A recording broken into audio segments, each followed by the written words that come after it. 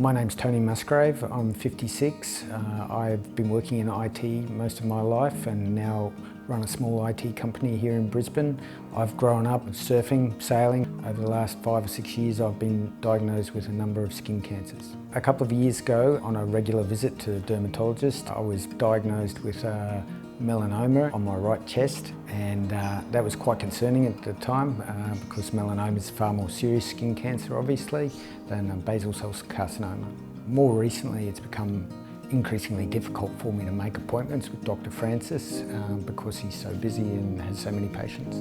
My name is Gail Murphy. I live in country New South Wales in a town called Narrandera, which has a population of about 5,000 people. In rural and regional Australia, it's very hard to see a dermatologist. So we need timely visits, just like they do in metro areas, but there is not the availability of dermatologists to do that. So many people delay or just don't go down that pathway to a dermatologist. It's probably harder for people who live out in the country to make an appointment with a dermatologist. There probably aren't that many dermatologists up and down the east coast of Queensland, and so making an appointment to get to see one is probably pretty difficult and quite inconvenient. In rural areas, for those people who suffer from skin cancer and that, they usually have a long drive ahead of them to the metro areas.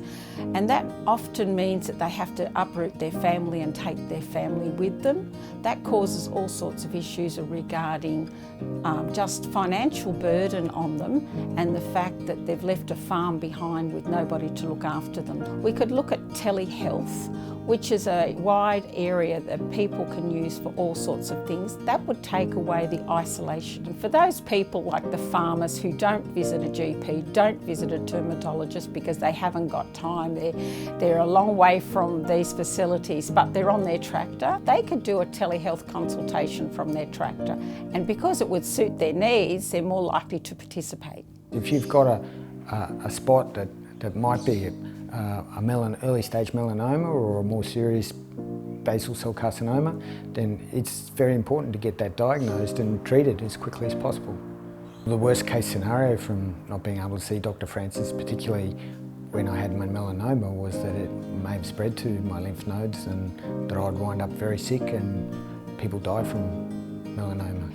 People who choose to live in a rural area are already hearty people. They know how to deal with difficult situations, so they're prepared to work. They don't expect a dermatologist on every corner or in every community. They're happy to travel, they're happy to use telehealth. What's important is that the government support them and talk to them and see how we can best meet their needs. There's more that government can do.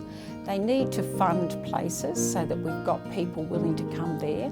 And often if it's young people or people from overseas, they need to fund supervisors as well out there in the country, which would give it a boost. So it's about looking at whatever model will work out there and putting the funding behind it.